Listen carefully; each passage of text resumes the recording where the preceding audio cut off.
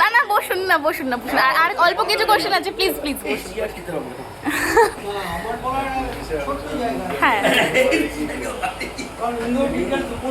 হ্যাঁ যে সমস্ত আন্দোলনগুলোর সঙ্গে করেছে যেমন অঞ্জন ওনাকে প্র্যাকটিক্যালি আমরা নদী হিসাবেই দেখে এসেছি। আমার জন্ম যদিও কৃষ্ণনগরে, কিন্তু আমার বাল্যকাল এবং কৈশোরের একটা বেশ বড় সময় কেটেছে গ্রামাঞ্চলে এবং অত্যন্ত ইন্টিরিয়ার সে গ্রাম, সেই গ্রামে সেখান থেকে কিন্তু এই অঞ্জনা এই জলময়ী নদী বয়ে গেছে। এবং এই নদীর সঙ্গে সখ্যতা আমার 4-5 বছর বয়স থেকে, তখন থেকে আমি সাঁতার কাটি। আমার মায়েরা, আমার কাকিমারা বা গ্রামের লোকদের দেখতাম, তারা ওই নদীতে স্নান করতে যেত, নদীতে সেই সময়কার নদী মানে সেই চিকচিকে বালি, এই যে ওপর থেকে যে স্বচ্ছ জল, বিশেষত বৈশাখ মাসে জ্যৈষ্ঠী মাসের সময় সেই সময়টায় নদীকে দেখতাম।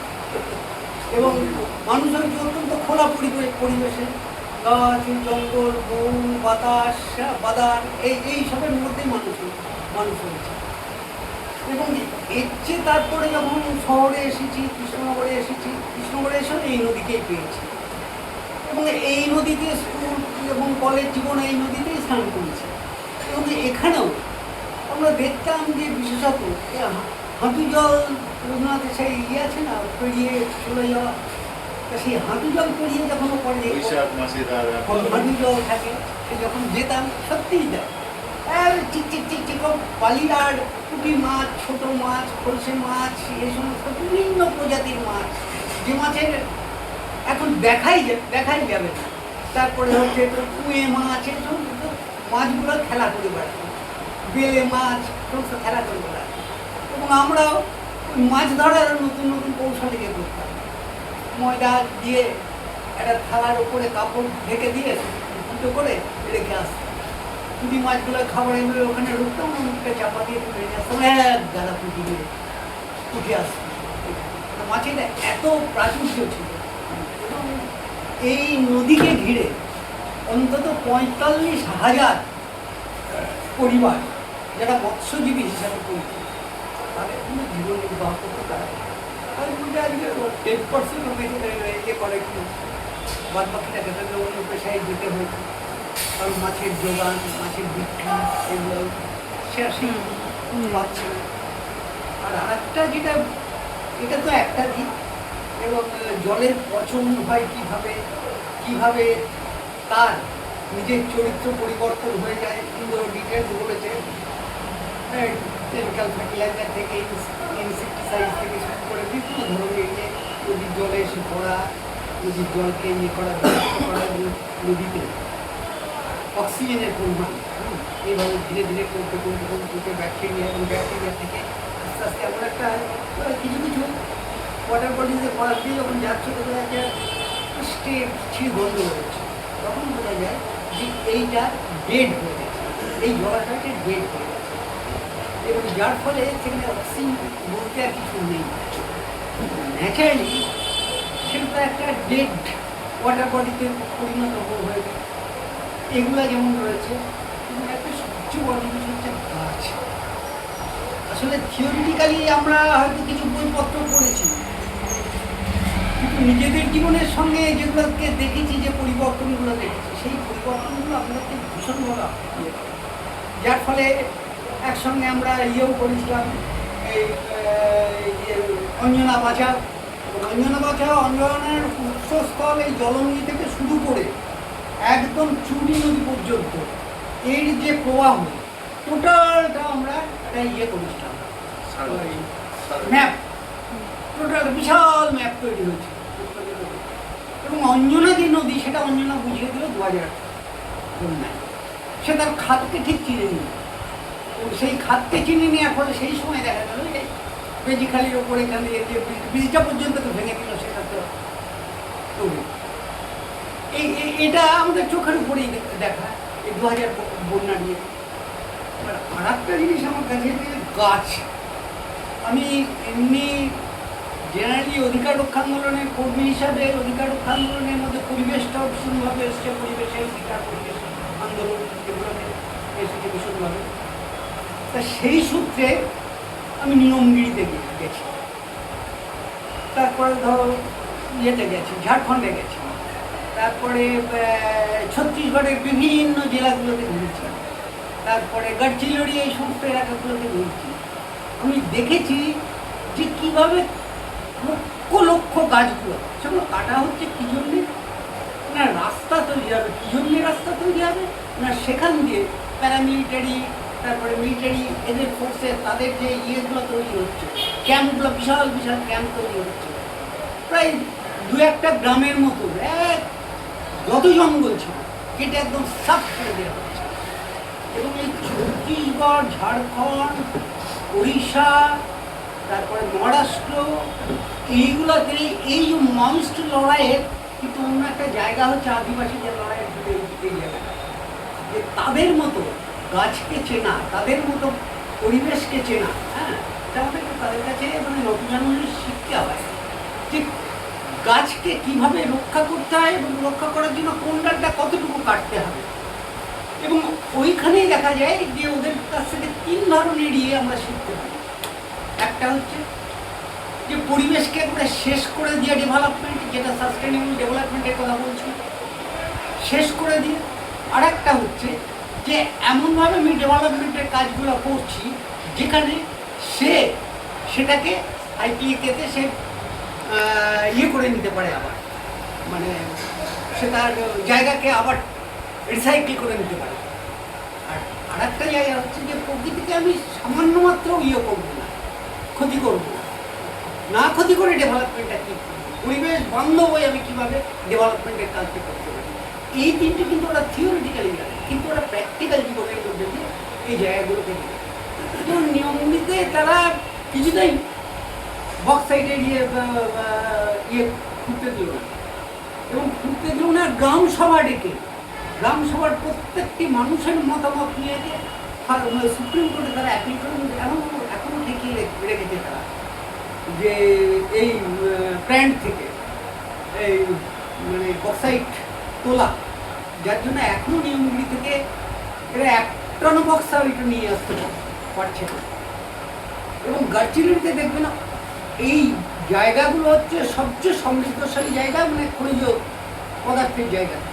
এটা লোহা হতে পারে, আয়রন হতে পারে, ডলোমাইট হতে পারে, লাইমস্টোন হতে পারে, কোয়ার্টজ হতে পারে, বক্সাইট হতে পারে, এবং অসংখ্য 20-25টা ইয়ে রয়েছে। আর এখন সেইগুলোকে ব্যবহার করবে, সরকারের সঙ্গে মৌ চুক্তি স্বাক্ষর হয়ে আছে বিভিন্ন আদানি, আম্বানি, তারপরে ইসরো, জিন্দাল, এদের অসংখ্য মৌ স্বাক্ষর হয়ে আছে। এবং সেই মৌ স্বাক্ষর হওয়ার কারণে তারা চাইছে যে জায়গা ফাঁকা করতে। এই জায়গা ফাঁকা করতে গিয়ে তখন গ্রামকে গ্রাম উজাড় করে জঙ্গল কাটা শুধুমাত্র একটা প্রজেক্টের জন্য 35 লক্ষ ইয়ে কেটে ফেলো, গাছ কেটে ফেলো, শাল, সেগুন, মহুয়া, জিরানি, এই সমস্ত মানে অত্যন্ত বড় বড় গাছ ছিল। খুব রিসেন্টলি আমরা এখানে একটা মামলা করেছিলাম এই ইয়েতে আর কি,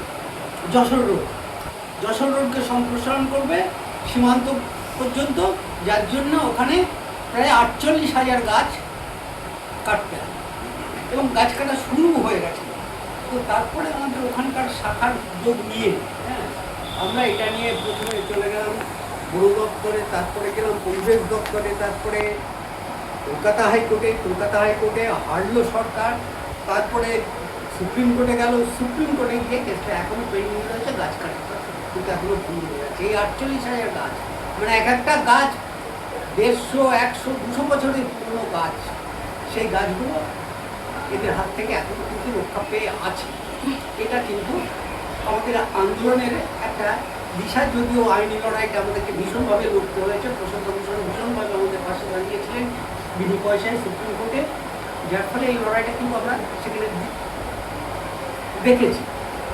এবং ট্রাইবাল সম্প্রদায়ের কাছে নতজানু হয়ে আমাদেরকে শিখতে হবে যে আমি বনজ সম্পদের কতটুকুকে ব্যবহার করবো নিজের জীবিকার জন্য বা নিজের খাওয়ার জন্য। তারা এটা করে, কিন্তু কোন জায়গা থেকে করে তারা করে যে জঙ্গলটা যাতে নষ্ট না হয়, গাছটা যাতে নষ্ট না হয়, কিন্তু তবুও সেখান থেকে উপাদানগুলো তারা সংগ্রহ করে। এবং এই জায়গাটা শেরপার মতো জায়গা, এবং লড়াইটাও এই অঞ্চলে যে লড়াই দেখেন, যে অঞ্চলে খুন খারাপি মাউসদের ইয়েতে ভরে গেছে ইত্যাদি ইত্যাদি তোমরা দেখতে পাই, সেগুলোর কিন্তু কারণ হচ্ছে এই একটা জায়গা। এটা মানে থিওরিটিক্যালি আপনি সাইলেন্ট স্প্রিং নীরব বসন্তে বা এটাতে পাবেন, এটার উপরে বিভিন্ন সাস্টেনশিয়াল ডেভেলপমেন্ট নিয়ে নানা রকমের সম্মেলন হচ্ছে, প্রতি বছরই জলবায়ু সম্মেলনগুলো হচ্ছে, কিন্তু আসলে কিন্তু কাজের কাজ কিচ্ছু হচ্ছে না।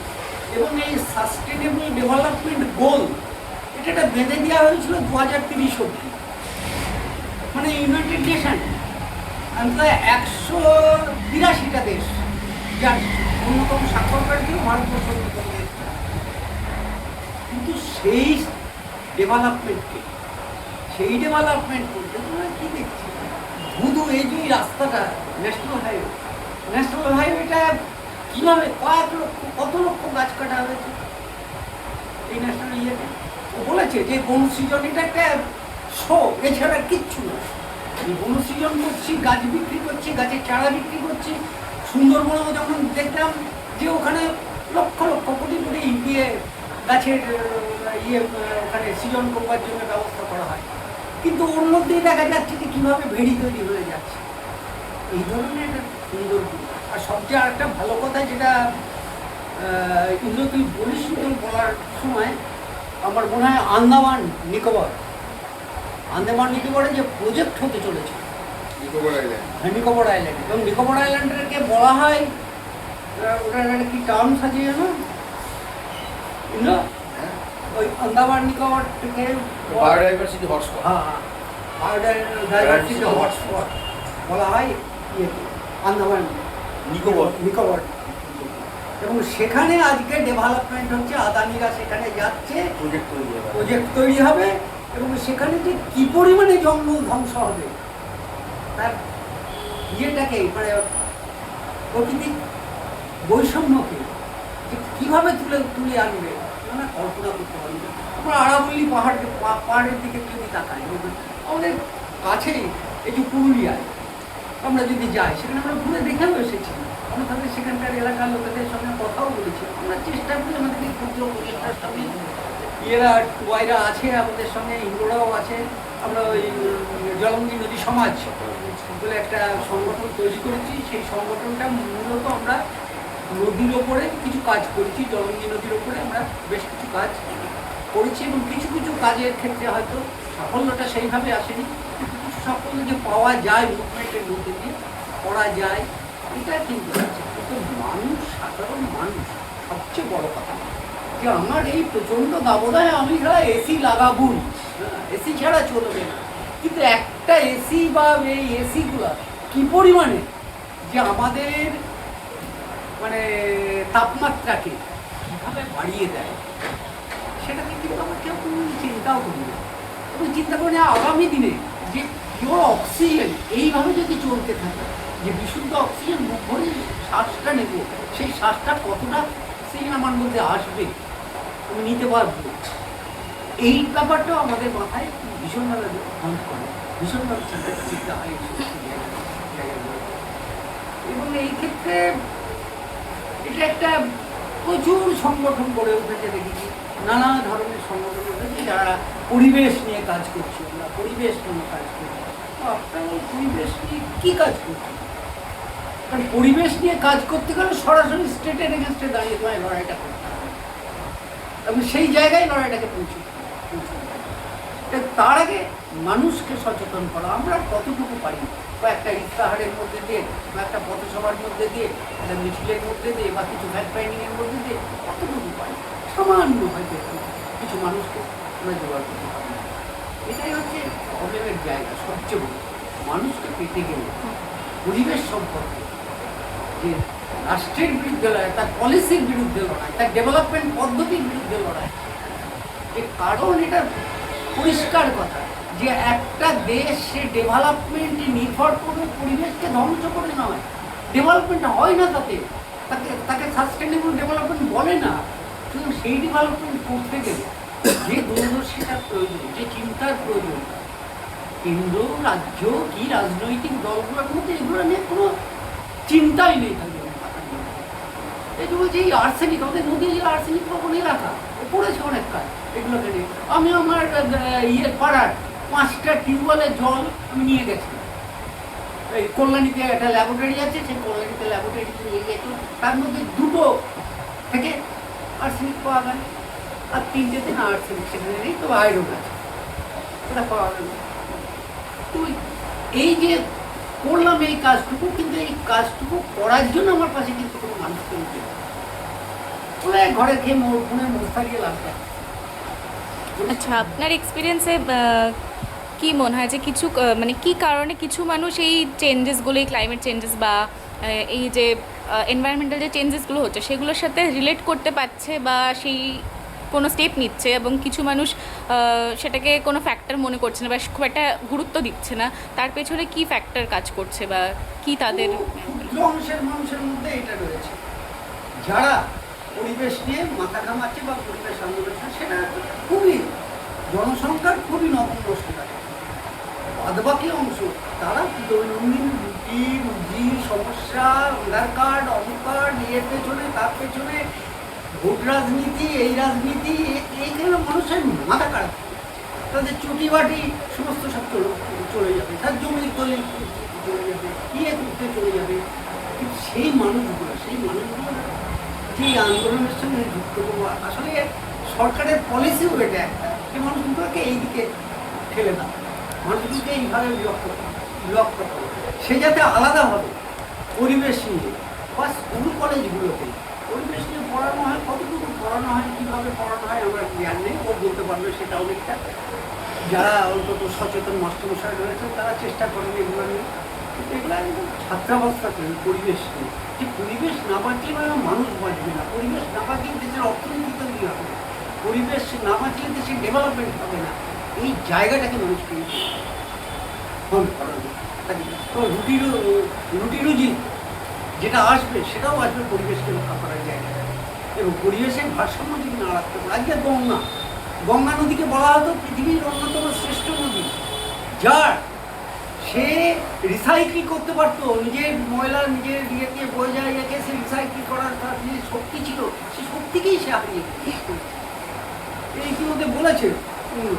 এই যে বিভিন্ন আমাদের এই চুন্নি নদীটাকে দেখি এক সময় আলো জলে ট্রেনের ওপর দিয়ে যখন যায়, আমরা শুনি যে বাংলাদেশের তেল কোম্পানি, চিনির কলের যে বর্জ্যগুলো সমস্ত এসে পড়ে, এবং উত্তরপ্রদেশের হরিদ্বার পেরিয়ে যাওয়ার পর থেকে যত ইন্ডাস্ট্রি দুপাশে গঙ্গার ইয়েতে সমস্ত বর্জ্যগুলো, কোনো রিসাইকেলের ব্যাপারই নেই, এসে পড়ছে। চন্দ্রশিল্প থেকে শুরু করে স্টিল থেকে শুরু করে সমস্ত শিল্পের বর্জ্যগুলো এসে পড়ছে, কিন্তু সেগুলো থেকে রিসাইকেল করা যে আলাদা একটা ব্যবস্থা।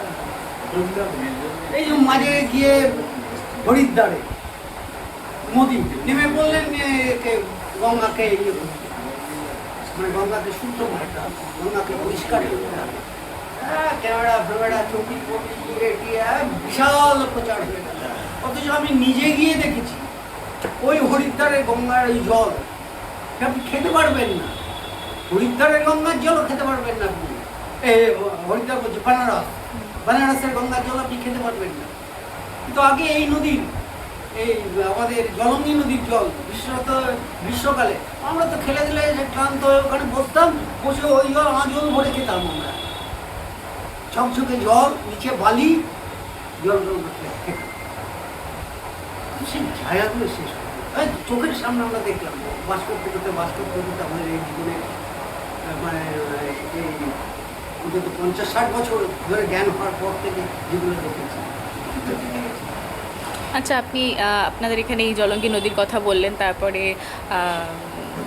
বিভিন্ন ট্রাইবাল কমিউনিটি যারা তারা মানে বিভিন্ন অ্যাকশনস নিচ্ছে সেক্ষেত্রে বললেন, তো আপনার মতে কি মনে হয় যে কোনো পার্টিকুলার প্লেস বা কমিউনিটি বা কোনো পার্টিকুলার এনভায়রনমেন্টের সাথে যুক্ত মানুষের ইমোশন কি কোনোভাবে তাদের এনভায়রনমেন্টাল অ্যাকশনকে এফেক্ট করে কি, মানে সেক্ষেত্রে একটু যদি বলেন কীভাবে?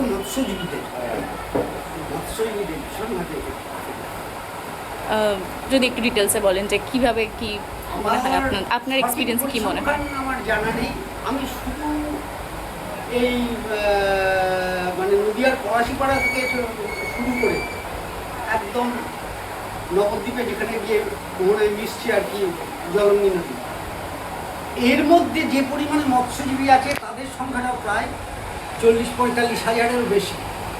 সেই মৎস্যজীবীদের সংখ্যাটা আজকে কত নেমে গেছে, কারণ তারা অন্য ব্যবসায় কেউ খেলা চালাচ্ছেন, কেউ দিনমজুরের কাজে কেউ চলছে। কারণ হচ্ছে তাদেরকে, যার ফলে আমরা একটা ওই নামটা কি ওকে দাঁড় করিয়েছিলাম, তারককে দাঁড় করেছিলাম শুধু নদীর জন্য লড়াই, শুধু নদীর জন্য লড়াই করবার জন্য সে দাঁড়িয়েছিল। কিন্তু আমরা অনেক কটা পথসভা করেছিলাম, করেছিলাম সেই এলাকার মানুষকে করবার জন্য। কিন্তু ওই বিজেপি নয়, এর মধ্যে তারা এটা আলাদা একটা সাবজেক্ট নিয়ে, আলাদা একটা বিষয় নিয়ে একটা মানুষ লড়াই করছে বা আমরা করতে চাইছি, এইটা শুনছে, হ্যাঁ ঠিক কথা বলছে, কিন্তু বিষয়টা হচ্ছে তারপরে হারিয়ে যাচ্ছে বিষয়টা। ধরুন সেই টেনাসিটি নেই, এটাও যে ওইভাবে ভলেন্টিয়ার ছেলেপিলে জোগাড় করে নিয়ে আমরাও নিজেদের কাজ কর্ম আরও বিভিন্ন ইয়ের সঙ্গে যুক্ত থাকার কারণে এটাকে নিয়ে শুধু একদম ফোকাস বর্ষামুখ এটাকে করা, এই যে জায়গাটা, এই জায়গাটা তৈরি করে কিন্তু মানুষের ইমোশন বিশেষত এই যে সম্প্রদায়ের মধ্যে, মুসলিম সম্প্রদায়ের মধ্যে তাকে যেন নৌকা চালায়। আমি নৌকা চালানো এদের গল্প তো অসংখ্য আছে আমার কাছে। কারণ আমি ছোটোবেলায় কলেজে এখানে পড়েছি, গ্রামের বাড়িতে চলে যেতাম ছুটিতে, এবং নৌকা নয় মাই যেতাম আমার গ্রামে। তাছাড়া তোমার বিশেষত বর্ষাকাল তো বটে, শুধু নৌকা, কত নৌকা, তারা শুধু ওই ভাড়া খাটতে নেই, আজকে তারা সব নৌকা এই নৌকা রাস্তা তৈরি করেছে। আর তারপরে নদীর এইখান থেকে দাঁড়িয়ে আমার বাড়ির পাশ দিয়েই জলঙ্গি নদী বয়ে গেছে। এইখান থেকে দাঁড়িয়ে যখন দেখি যে নদীর বেদ কেটে কেটে কেটে কেটে মাটি নিয়ে যাচ্ছে, এই ছবি তুলে নিয়ে এসডিও, এখানকার জলঙ্গি ভবন, সমস্ত জায়গাতে আমরা দেখেছি, কত আকর্ষণীয় মানে কীভাবে ইটভাটাগুলো গড়ে উঠেছে। তার মধ্যে অধিকাংশ ইটভাটাই হচ্ছে আনন্দপ্রায় এবং নির্মাণ শিল্প, ন্যাচারালি একমাত্র শিল্প বলতে এখন নির্মাণ শিল্প, একটা বাড়ি এগুলো তৈরি হচ্ছে। আর নদীকে পাশ দিয়ে কেউ কেউ সৌন্দর্যায়নের জন্য সেখানে উদ্যান করছে, নদীর ওপরেই একদম নদীকে সিমেন্ট দিয়ে বাঁধাচ্ছে।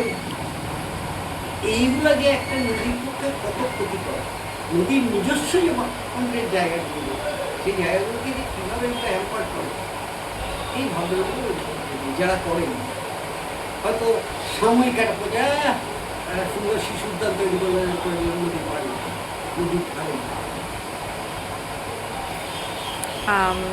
এনভায়রনমেন্ট মানেটা কি? দূষণ। দূষণ রোধ করতে গেলে কী কী দরকার? মেন হচ্ছে গাছ। এগুলো কিছু কিছু জায়গায় গেলে বুঝতে হবে। একটা হচ্ছে তুমি পাহাড়ে গেলে বুঝতে হবে যেখানে গাছ আছে তার তার ক্লাইমেট। সুন্দরবনে যাবে, সুন্দরবনে কিছু বুঝতে হবে। এবার সুন্দরবনে ব্যাপক গাছ আছে কিসের জন্য?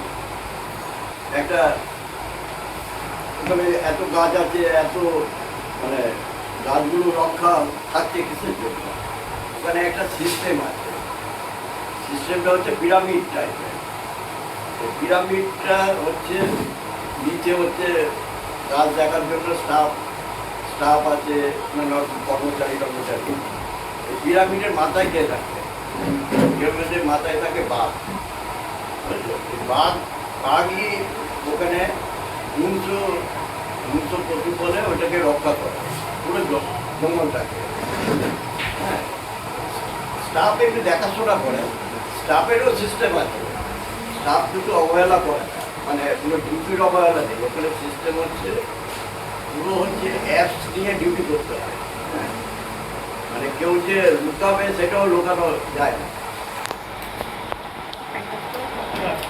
এবার দূষণ তোমাকে এই লাইনটা বললাম কেন, এইটা হচ্ছে মানে এটা মানে এনভায়রনমেন্ট জিনিসটা কি, জিনিসটা হচ্ছে মানে অক্সিজেন ইয়ে নেয়, আর গাছ হচ্ছে নাইট্রোজেন গ্রহণ করে, মেন হচ্ছে গাছ।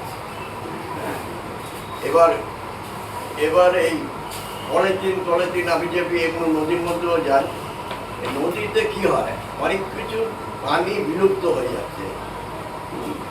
ওই আমরাও দেখেছি, আমি সুন্দরবনে 12 বছর ছিলাম, অনেক পানি দেখেছি ভেতরে প্লাস্টিক আছে, কিছু মাছেরও ভেতরে প্লাস্টিক আছে। এবার প্লাস্টিক তুলেও তো ইয়ে করা যায়, প্লাস্টিক তুলে সব এক জায়গায় রাখা যায়, কিন্তু প্লাস্টিক তো পোড়ানো যাবে না, পোড়ালেই তো সেই ধোঁয়াটাও উপড়ে যাচ্ছে। এবার প্লাস্টিক দিয়ে কোনো একটা আলাদা প্রজেক্ট বা আলাদা প্লাস্টিকগুলো দিয়ে করতে হয়। হ্যাঁ, এর মধ্যে অনেক কিছু আছে। এখন গাছ কাটা পুরো বন্ধ, হ্যাঁ, কোনো অর্ডার নেই যে গাছ কাটা হবে। কিছু কিছু আছে যেরকম লোকালে কিছু গাছ কাটা যায়, সেগুলো হচ্ছে পারমিশন নিতে হয়। হ্যাঁ, এবার মিল আছে, কিছু মিল আছে, মিলদেরও এনভায়রনমেন্টের ইয়ের দরকার, তাদের একটা পারমিশনও দরকার, নাহলে তাদের রিনুয়াল হবে। আবার কিছু মিল মানে 2 নম্বরীভাবে ওরা ইয়ে করে, চালু করে। একটা গাছ কাটতে গেলে 2টো গাছ লাগাতে হয়, নিয়ম হচ্ছে। এবার তারা যদি না লাগায় তাহলে তাদেরও একটা সিকিউরিটি টাকা জমা দিতে হয়। এবার সেই সিকিউরিটি টাকায় অন্য একটা প্রজেক্ট হয়, কেউ হয়তো টাকাটা ফেরত দিল না, সেই টাকা দিয়ে আবার আরেক জায়গায় গাছ লাগানো হয়। এখন এইরকম হচ্ছে আসল উদ্দেশ্যটা হচ্ছে এনভায়রনমেন্ট হচ্ছে মানে পরিবেশটাকে ইয়ে রাখা, এই আর কি হলো। আপনার মতে কিছু মানুষ তো অ্যাওয়ার আছে, এবং বা ধরুন যারা এই সমস্যাগুলো ফেস করছে, যেমন পাহাড়ে যেতে বললেন যে পাহাড়ে এখন যেমন বর্ষাকালে প্রায়ই ধস হচ্ছে, আগের থেকে এখন অনেক বেশি সেটা বেড়ে গেছে, যে বৃষ্টি হচ্ছে তো জল বেড়ে যাচ্ছে নদীতে, ধস হচ্ছে, গাছ। হ্যাঁ, আবার সেই জায়গায় আবার গাছও লাগানো হয়। প্রতি বছর একটা কর্মসূচি থাকে, হচ্ছে। হ্যাঁ, বা এখন এখানে যে জলঙ্গি নদীর কথা এখানে আলোচনা হলো, নদীটা আছে, নদীর সাইডগুলো দখল হয়ে যাচ্ছে, হ্যাঁ, সাইডগুলোকে গাছ লাগানো দরকার। এবার যারা এখানে রয়েছে তারা তো সবাই বুঝতে পারছে যে এই চেঞ্জেসগুলো হচ্ছে। এবার এটা বোঝা সত্ত্বেও আপনার মতে কি মনে হয় যে মানুষ এই ব্যাপারটা অ্যাওয়ার হওয়া সত্ত্বেও কোনোরকম কোনো অ্যাকশন কেন নিচ্ছে না, বা কোনোরকম কোনো অ্যাক্টিভ রোল কেন প্লে করছে না এক্ষেত্রে? এই আরো ব্যাপকভাবে মানুষের সচেতন করাতে হবে, গাছ ছাড়া কোনো ইয়ে হবে না। মেন হচ্ছে তো এনভায়রনমেন্ট মানে ওয়েদার, ওই দূষণটাকে রোধ করতে গেলে গাছ দরকার। গাছেই তো নাইট্রোজেন নিচ্ছে আর অক্সিজেন ছাড়ছে, এইটাই হচ্ছে তো মেন। যত গাছ লাগানো যাবে তত ইয়ে, কিন্তু এখন কোনো ইয়ে নেই, কয়েক বছর ধরে আইন নেই যে ফরেস্টে গাছ কাটা হবে, গাছ কাটা যাবে না। শুকনো গাছ যদি দাঁড়িয়ে থাকে, সেই গাছের ফোকর হয়ে সেখানে পাখি ইয়ে হবে। এইসব ইয়ের জন্য, কিছু দূষণের জন্য অনেক পানি বিলুপ্ত হচ্ছে। যেমন বাঘ আছে, আমাদের বন বিড়াল, আরও কিছু আছে, ওই ডলফিন আছে, এগুলো সব সিরিলও আছে, এগুলো সব বিলুপ্ত হচ্ছে। আচ্ছা, এই এনভায়রনমেন্টাল চেঞ্জেস বা এই পরিবেশগত যে সমস্যাগুলো তৈরি হচ্ছে সেগুলো নিয়ে ভাবতে গেলে আপনার কি ধরনের থট বা ফিলিং ফার্স্টে আসে? এইটা আমার ফিলিং হচ্ছে মানে প্লাস্টিক দূষণ রোধ করতে হবে, আর দ্বিতীয় হচ্ছে গাছ দিয়ে করতে হবে। এবার ডেভেলপ করতে গেলেও কিছু গাছ কাটা পড়ে, সেগুলো এখন বিদেশে অনেক রকম আছে, যে গাছ অনেক আছে, সিস্টেম আছে যে গাছের পুরোটা তুলে নিয়ে লাগানো যায়, পুরো গোড়া সবসময় তুলে নিয়ে ওইটাকে নিয়ে গিয়ে আরেক জায়গায় লাগানো যায়। এখন ওই সিস্টেমটা আনার জন্য ফরেস্ট ডিপার্টমেন্ট ইয়ে করছে যে যত ডেভেলপও করতে হবে, আবার গাছগুলোও বাঁচাতে হবে। এই হচ্ছে আসল উদ্দেশ্যটা হচ্ছে পরিবেশকে ইয়ে রাখতে গেলে প্লাস্টিক বর্জন করতে হবে। প্লাস্টিক থাকলে মানে আসল হচ্ছে দূষণটা ইয়ে হচ্ছে, অনেক অনেক প্রজাতি অনেক ইয়ে বিলুপ্ত হয়ে যাচ্ছে।